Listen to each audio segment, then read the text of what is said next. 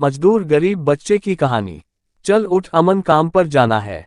आज ज्यादा सो गए हम, गालियां मिलेंगी ठेकेदार से। यूं ही दिन की शुरुआत हुई उस 11 साल के मासूम की। अमन को उठाने के लिए जब 12 साल के अजय ने आवाज लगाई, हड़बड़ा कर अमन उठा और अजय से बोला, भाई गलती हो गई, आज मेरी वजह से तुझे भी गालियां मिलेंगी।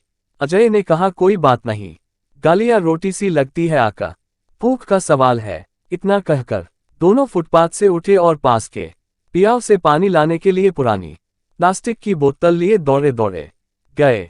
शायद उन्हें आज जल्दी भी थी और डर भी सता रहा था। मैं पास ही खड़ा ये सब देख रहा है। बहुत से विचार मन में उबाल ले रहे थे। परिस्थिति, वर्तमान और भविष्य के सवालों में खोसा गया था। खैर मुझे भी ऑफिस जाना था और जहां वह दोनों सो रहे थे मुझे भी वहीं से ऑटो लेना था। लेकिन आज मेरे कदम ऑफिस न जाकर इन दो मासूम चेहरे और मजबूर दिमाग को बारीकी से समझने की इजाजत दे रहे थे। मैं ये सोच ही रहा था तभी वो दोनों दोस्त फटे और मेले कपड़ों में ही जल्दबाजी में कहीं जा रहे थे और मैं भी उनके पीछे पीछे चलने लगा। लगभग 2 किलोमीटर चलने के बाद में एक ईंट के भट्टे पर पहुंचा जहां ये दोनों दोस्त डरे सहमे एक रौब दिखाने वाले आदमी के सामने खड़े थे। मैं दूर से ही उस आदमी और इन दो बच्चों की बातें सुन रहा था। वो आदमी इन बच्चों का गालियों से स्वागत कर रहा था और वापस चले जाने को कह रहा था। लेकिन बच्चे माफ कर दो, कल से गलती नहीं होगी। और साथ ही बोल रहे थे, कल अधिक काम किया था, माफ कर दो, शरीर दुख रहा था, नींद ज्यादा आ गई, माफ कर दो। खैर उस ठेकेदार ने दोनों को काम पर लगा लिया और दोनों ईंट बनाने के लिए मिट्टी की खुदाई करने लगे। लेकिन ये क्या, अब वो मुस्कुरा रहे थे। शायद मासूम होने के साथ ही दिल के सच्चे भी थे। वो आकर मोहब्बत जो दी अपने कार्य से उन्हें।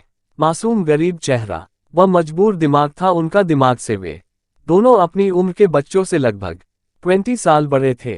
न ही उन दोनों की बच्चों सी इच्छाएं थी, न ही भरोसा रोब, मात्र मजबूरी की आंखें और भूख की लड़ाई ही उन दोनों की काया से नजर आ रही थी। खैर आज मेरा भी पूरा दिन छुप छुप कर इन दोनों मित्रों की समझने में जा रहा है और लगभग इनकी जिंदगी को मैं करीब से समझ भी रहा था और सोच भी रहा था कैसे उन दोनों को इस वर्तमान से निकाल कर एक सम्मानजनक भविष्य की तरफ लेकर जाओ। सोच सोच में न जाने कब सुबह से शाम हो गई, पता ही नहीं चला। शाम के 7 बज गए थे और इन दोनों के जाने का समय भी हो गया था। आखिर आज भी ओवरटाइम लगाकर ये मासूम चेहरे बेतहासा थक रहे थे। कंस्ट्रक्शन साइट से बाहर आते ही मैंने इन बच्चों से बात करनी चाहिए, लेकिन इन दोनों ने मुझे नजरअंदाज करते हुए पास के ढाबे पर जाकर रोटी और अचार खरीदने लगे और खाना खरीदकर शायद उसी फुटपाथ की ओर जा रहे थे जहां से ये सुबह आए थे। मैंने अब उनसे बात करने की कोशिश नहीं की और मैं भी अपने रास्ते चल दिया। आज मैं घर